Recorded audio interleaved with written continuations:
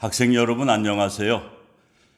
저는 요한복음 14장 12절 말씀,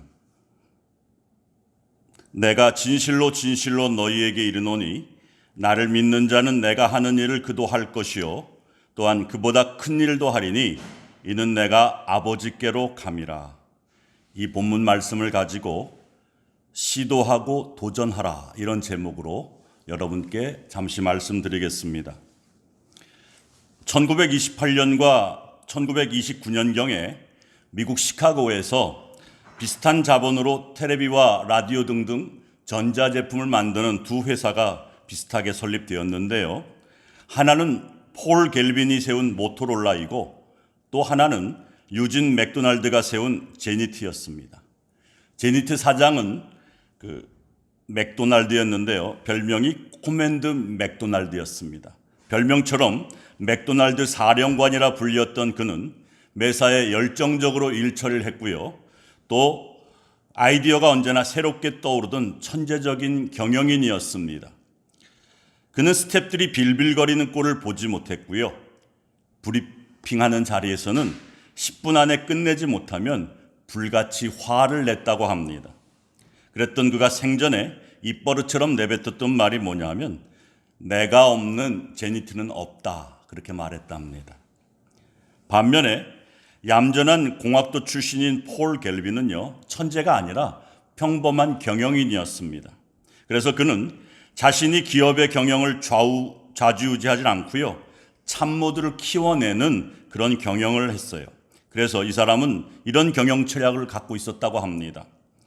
나의 꿈은 나보다 더 위대하고 역량 있는 참모들을 옆에 두어서 그들을 키워내는 것이다. 그래서 능력 있는 참모진을 두껍게 쌓아두면서 그들을 통해 기업을 경영하는 것이다 라는 거였습니다. 이런 폴 갤빈의 경영 이념이 그 아들에게도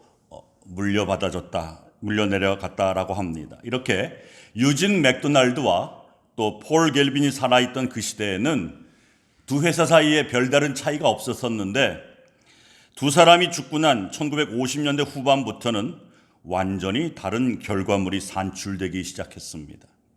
제니트 회사는 21세기로 넘어온 현재까지도 TV나 라디오 같은 그런 가전제품 만드는 시들시들한 회사로서 명맥을 유지해오고 있어요.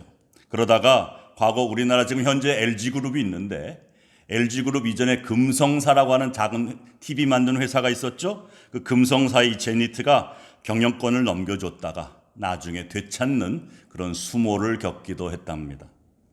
그런가 하면 모토롤라사는요, 최근 스마트폰인 이 애플의 아이폰이 등장하기 직전까지 한국은 물론이고 전 세계에 걸쳐서 휴대폰 시장을 잠식해 나가는 세계적인 인류 기업들 중에 하나로 자리매김을 했었습니다. 학생 여러분, 무엇이 제니트사와 모토롤라사의 승패를 갈라놓았다고 보십니까? 그것은 바로 리더십의 차이였습니다. 제니트사의 이 유진 맥도날드 사장의 경우에는요, 자신의 사후에 기업이 어떻게 될 것인지 깊이 생각하지 않았던 걸로 보여요. 생전에 그가 했던 말처럼 내가 없는 제니트는 없다고 했던 그 말대로 되고 말았기 때문입니다. 반면에 모토롤라사의 폴 갤빈 사장의 경우에는 자기가 지금 없더라도 회사가 역량 있는 참모진에 의해서 운영될 수 있도록 처음부터 기반을 닦아왔기 때문에 80년에 넘게 지속적인 성장을 거듭해온 거였습니다. 학생 여러분, 우리 예수님도 이 땅에서 공생애를 사실 때 한 가지 분명한 비전을 가지고 사셨어요. 그건 뭐냐? 예수님 자신이 직접 땅 끝까지 가서 복음 전하는 그런 게 아니었습니다.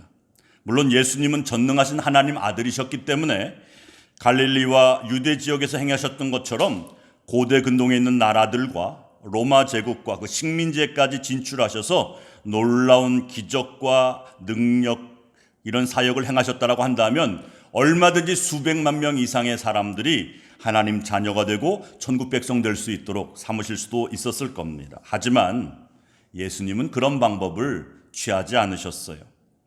다만 12명의 제자들을 선발하는 방법을 취하셨습니다.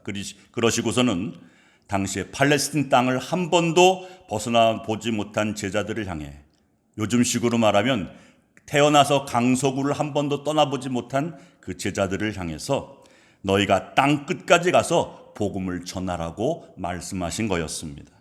이건 여러분, 당시 제자들 입장에서 보자면 받아들이기 힘든 참으로 어리둥절한 그런 말씀이셨죠. 그럼에도 불구하고 예수님께서 분부하신 대로 성령으로 충만해진 그 제자들은 나중에 예루살렘과 온 유대와 사마리아와 땅끝까지 이르러 예수 복음 전하는 사람들이 되었습니다. 이 제자들을 통해서 지상에는 수많은 교회들이 세워져 나갔고요. 또 복음을 듣고 구원받는 사람의 숫자가 점점 많이 늘어났습니다. 사실상 예수님은 어부나 세리처럼 이렇게 평범한 시골 사람들의 가슴 속에 웅대한 어떤 비전을 심어주신 거였고요. 이러한 비전이 그들 마음속에 각인되었기에 이렇게 전 세계로 뻗어나가는 복음 전파가 가능했던 거죠. 학생 여러분, 혹시 엘리트와 리더의 차이를 아십니까? 엘리트는요, 자기가 노력해서 성공하는 사람이 엘리트예요. 기업으로 말하자면 아까 말씀드렸던 제니트사의 유진 맥도날드 같은 사람이 바로 엘리트입니다. 문제는 이런 엘리트 의식을 가진 사람들이 교회나 혹은 사회나 직장이나 어디에나 참 많다는 거죠. 제가 목사니까 교회를 기준으로 얘기해 보자면요, 나 아니면 안 된다 이런 생각하는 목사나 장로나 재직들이 교회 안에도 존재한다라고 하는 건 참으로 서글픈 일입니다. 이렇게 될 수밖에 없는 건 뭐냐면 이 사람들 마음속에 교회 지상주의 혹은 성공 혹은 성장 위주였던 신념이나 의식들이 팽배해 있기 때문인 거죠. 그래서 그들은 자신의 후계자를 세우지 않습니다. 그리고 자기보다 유능한 부목사나 똑똑한 교인이 옆에 있는 꼴을 보질 못해요. 만약에 자기보다 유능하거나 똑똑한 사람이 또 역량 있게 일하는 걸 보면 배 아파하고 질투합니다. 심지어 내쫓기도 하지요. 매사에 자신이 항상 스포트라이트를 받아야 하고요. 또 그런 고정관념을 갖고 있는 사람이 엘리트라고 하는 특권의식을 가지고 있는 사람입니다. 이렇게 여러분, 자기가 성공해야 한다고 생각하는 사람들이 엘리트라고 한다면 이와는 반대로 다른 사람들을 성공시킴으로써 결과론적으로 나도 함께 성공하고 싶다 이런 생각하는 사람이 바로 리더입니다. 일단 다른 사람들의 잠재력을 발견하고 나면 그 사람에게 긍정적인 언어로 표현하면서 그를 격려해 주고요. 그들 마음속에 자리 잡고 있는 이 열등감 같은 걸 다 부서뜨립니다. 그런 다음에 사람들 마음속에 자신감을 불붙여 주고요. 이 사람들을 훈련시켜서 그들에게 용기를 불어넣어 주고 마음껏 자신의 역량을 펼쳐나갈 수 있는 장을 만들어 주죠. 이런 창조적인 생각을 가진 사람이 바로 리더입니다. 성경에 보면 2000년 전에 사셨던 우리 예수님이야말로 이런 리더십을 가진 그 시대의 진정한 리더였습니다. 성경에 보면 예수님은 군중에게 기적과 치료를 베푸시는 동시에 하나님 말씀을 가르치셨습니다. 이처럼 군중들을 상대로 해서 사역을 행하셨습니다만 사역 마치고 나서 제자들과 함께 시간을 보낼 때에는요, 그들을 가르치며 양육하셨어요. 오늘 본문 말씀인 요한복음 14장 12절에 보면 예수님은 이렇게 말씀하셨습니다. 내가 진실로 진실로 너희에게 이르노니 나를 믿는 자는 내가 하는 일을 그도 할 것이요 또한 그보다 더 큰 일을 하리니 이는 내가 아버지께로 감이니라. 아멘. 이 말씀처럼 예수님께서는 본인이 직접 나서서 세계 복음화를 이루려고 하지 않으셨습니다.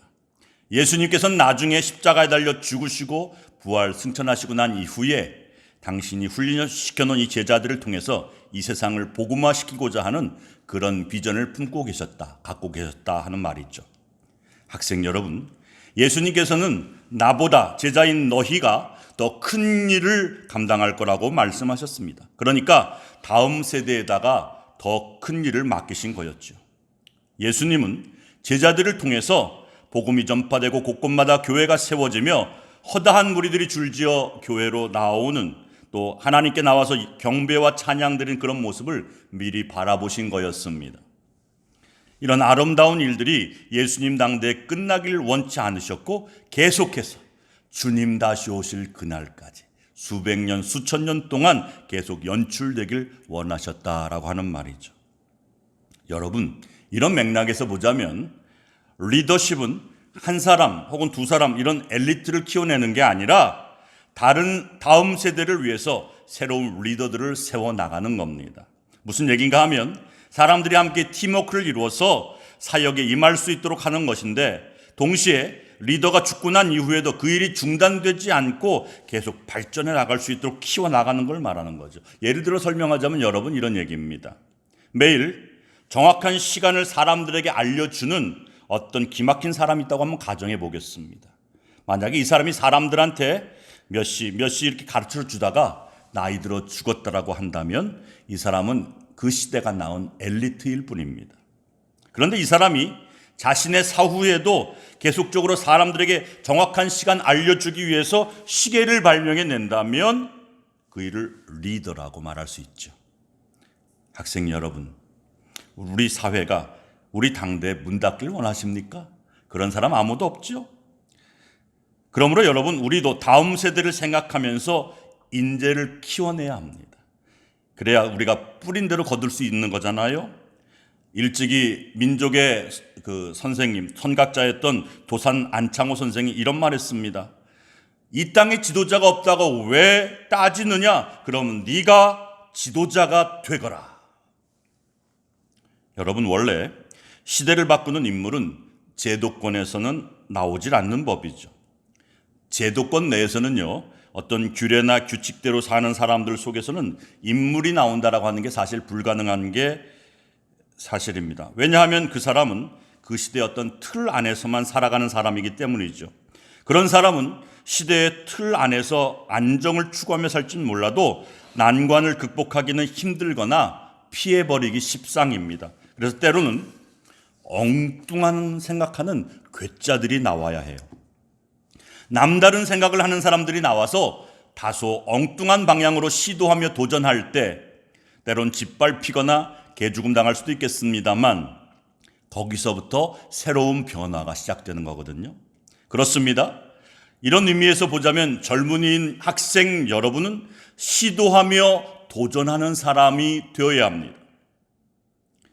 사실 자꾸만 새로운 시도를 해보는 사람들을 통해서 어떤 능력이나 해답이 나오는 법이거든요. 그래서 젊은이들이나 아니면 젊은이 같은 생각을 하는 사람들이 필요하고 참 중요합니다. 기성세대 사람들이 볼 땐 되게 엉뚱해, 참 엉성해, 뭐를 저질까 엉터리야, 그런 사람들이 한 90% 그렇게 본다 할지라도 그 안에서 나오는 약 10% 정도의 새로운 것이 답이나 제안으로 제시된다면 한 시대를 열어가는 능력이 된다, 이런 말이죠. 일찍이 크리스토퍼 콜럼버스라는 사람, 이 사람은 여러분 이탈리아 사람이었습니다. 이탈리아 국내에서는 콜럼버스가 제가 신대륙을 향해서 나가겠습니다, 저를 좀 도와주세요 라고 말했지만 사람들은 도와주지 않았어요. 여러분, 그 이유가 뭔지 아십니까? 그건 바로 이탈리아가 당시 배가 불렀거든요. 그 당시 이탈리아는 지중해 무역을 갖다가 꽉 잡고 있었기 때문에, 장악하고 있었기 때문에 신대륙이고 대서양이고 그런 데 별로 관심이 없었습니다. 그 바람에 콜럼버스는 유럽 세계의 변방이라고 불렸던 스페인으로 나아갔어요. 스페인의 이사벨라 여왕이 한번 시도해봐라 하면서 내준 그 세 척의 배를 가지고 콜럼버스는 마침내 신대륙을 발견했죠. 그 결과 새로운 항로가 열린 데다가 지금까지 지중해 무역과는 상대가 안 되는 대서양 무역으로 판을 바꿔버리고 말았습니다. 사도 바울도 예수님으로부터 소명받았던 12명의 직계 제자, 그 범주에 들지를 못했어요. 그 바람에 바울은 사도로서의 정통성 시비에 항상 시달려 왔었죠. 그래서 바울은 자기의 눈을 들어서 이방인에게로 향했습니다. 결국엔 그들 12사도가 해내질 못했었던 이방인 선교 사역을 바울이 성취해낼 수가 있었던 건 예수님이 그에게 주셨던 그 비전과 함께 그 마음속에 있던 이 상대적인 열등감이 융합된 결과였다라고 하는 거죠. 학생 여러분, 세상에서 제일 무서운 게 뭔지 아십니까? 그건 여러분 적당하게 넉넉한 거예요. 뭐랄까, 등 따숩고 배부른데 안주하는 거, 그렇다는 얘기인 거죠. 아무것도 시도하지 못하게 하는 거, 그것만큼 여러분 커다란 저주가 없습니다. 넉넉함만이 복이 될 수 없다는 얘기죠. 오히려 막다른 골목에 몰릴 때쯤 되면 전혀 새로운 답이 나오는 법이거든요. 실제로 하나님께서 나로 하여금 배고프게 만드실 때가 있습니다.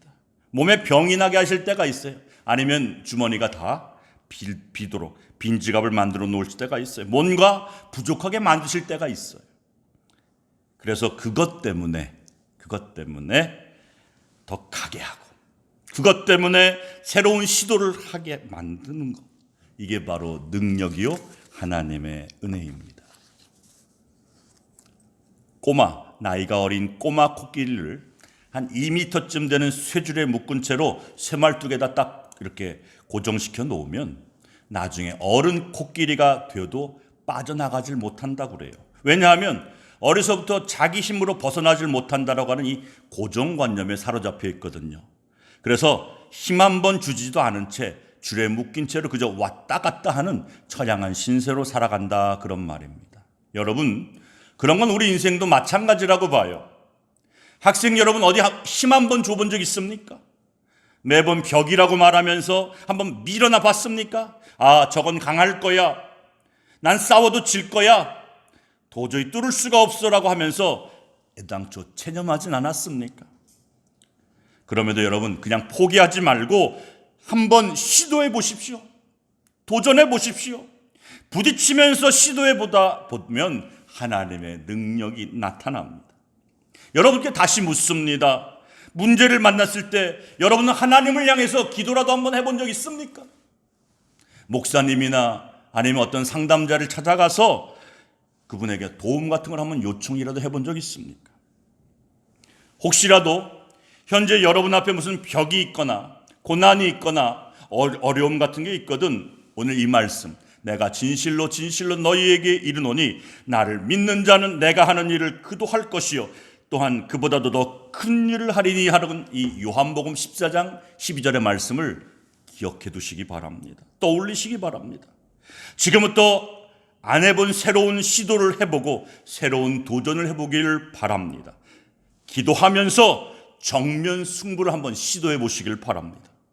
여러분이 이처럼 믿음으로 새롭게 시도하며 도전할 때 전능하신 하나님의 능력을 맛보며 체험하게 될 줄로 믿습니다. 바라긴 여러분, 안 된다, 못한다, 불가능하다 말하는 그런 사람들의 어떤 말이나 부정적인 얘기에다 귀 기울이지 마시고요.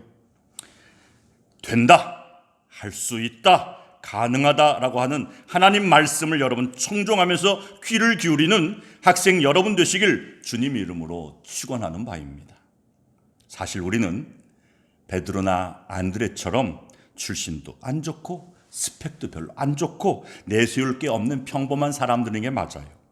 그렇지만 오늘 우리에게 주신 나보다 더 큰 일을 이루리라 말씀하신 주님의 말씀이 오늘 여러분 마음에 새겨진다라고 한다면 여러분도 능히 주님의 꿈과 비전을 이루어드리는 인물들이 될 줄로 믿습니다. 오늘 이 시간 예배에 참석한 여러분에게 예수님께서 한 사람 한 사람에게 이렇게 말씀하십니다. 내가 진실로 너희에게 이르노니 나를 믿는 자는 내가 하는 일을 그도 할 것이요 또 그보다 큰 일도 하리니 이는 내가 아버지께로 감이라. 아멘. 학생 여러분, 인간의 힘으로는 이룰 수가 없고 할 수 없지만 내게 능력 주시는 자 안에서 할 수 있습니다. 아멘. 이룰 수 있습니다. 아멘. 이런 여러분 분명한 비전을 여러분 마음에 소유하시길 바랍니다. 주님, 나를 사용해 주세요.